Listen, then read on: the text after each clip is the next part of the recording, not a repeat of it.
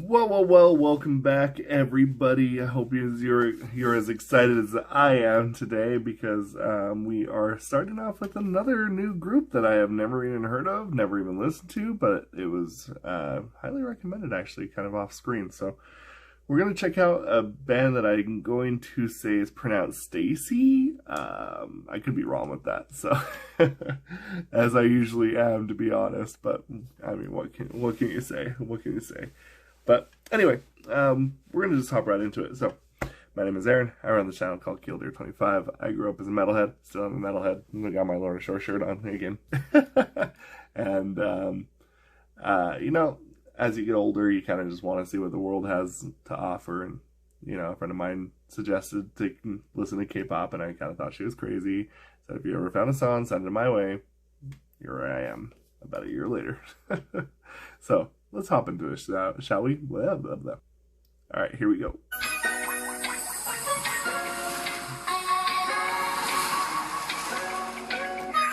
Hello. Tell you.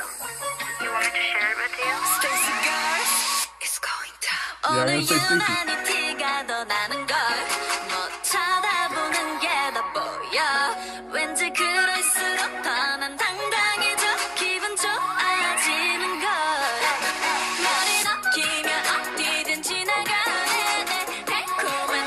Wow.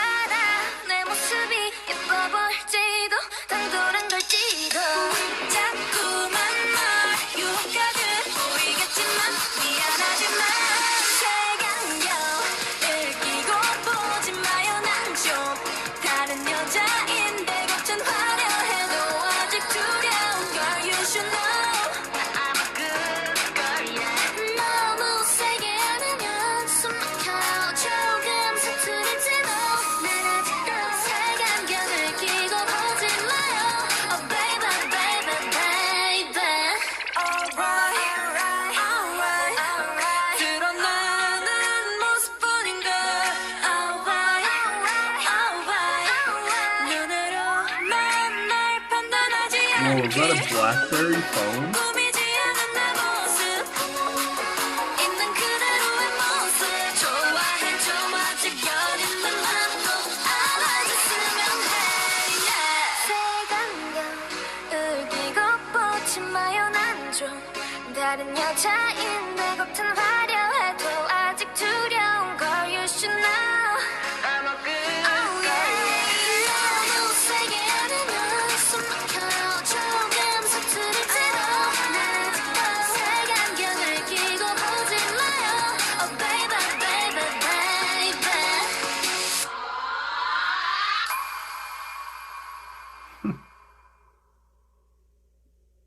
Okay.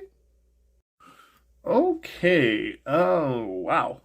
That song is, I feel like that these new groups definitely are leaning into that kind of old school feeling. I think that this had a lot of retroness to it, but not like the usual like 50s or 40s kind of big band style. This is kind of almost feels like, I don't want to say this like by any disrespect, but kind of sounds a little bit like when you first hear like Girls' Generation when they first started, or some of those particular groups back in the day. You could kind of tell because like they kind of added the guitar back. The drum beat was actually pretty different though, because they didn't use the trap beat back then, obviously, because it wasn't even invented at the time. There's a couple things that I did like that I think really made this stand out, and that is that this song really exhibited a lot of the people in the group.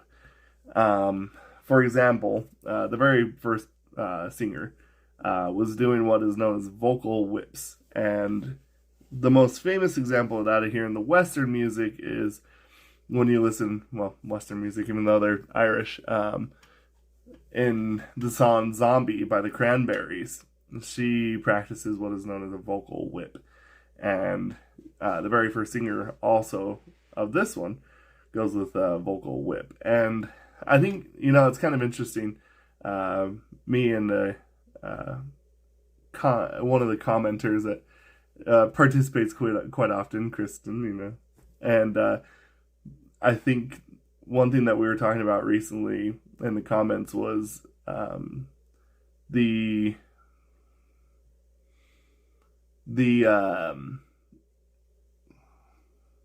niceties of just tone, right? So a lot of times when it comes to like singing, and this is very big in power metal as well, you look for the people that it just can absolutely just belt, and like they have the most incredible vibratos, they just got the most incredible ranges, they got the most incredible sustain, they got all that stuff worked out.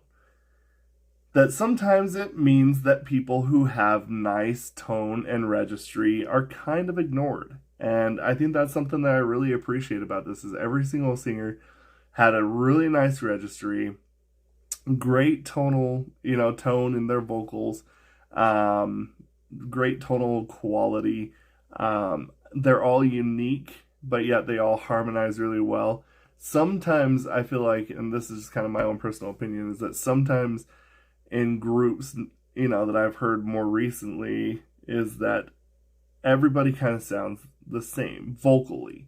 Like you can't always tell people apart by their vocals as well. But like this one, I was like, oh, this is a completely different singer. And not only that, when it was a completely new singer, it was almost a completely different song in a sense. Like they not only gave them their own space to be able to perform the song for themselves and make it their own, but it almost was its own separate section.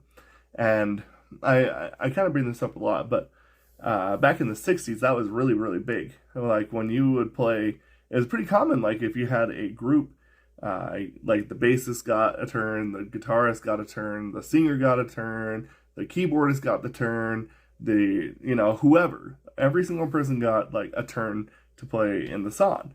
And STAYC here, I'm going to assume STAYC, that's how I heard them say it, they also allowed every single person to not just have a spot in the song, but I think also too that they were able to make it their own and make it unique.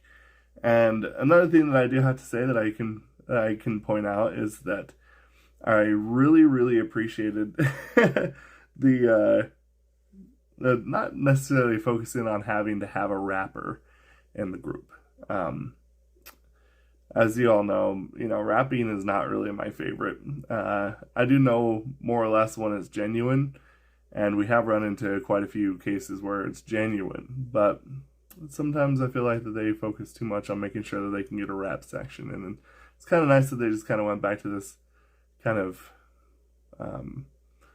I'd say, older concept from K-pop. Like I said, like almost kind of felt like what you'd hear from like SNSD when they first started out. So anyway, that's just my own personal 2 cents. Obviously, if you have your own, let me know down in the comment. If you want me to keep reacting to this group, let me know. If you have any other songs that I should check out, let me know. And we'll see you all soon. Thank you. Have a good one. Bye. Those vocals.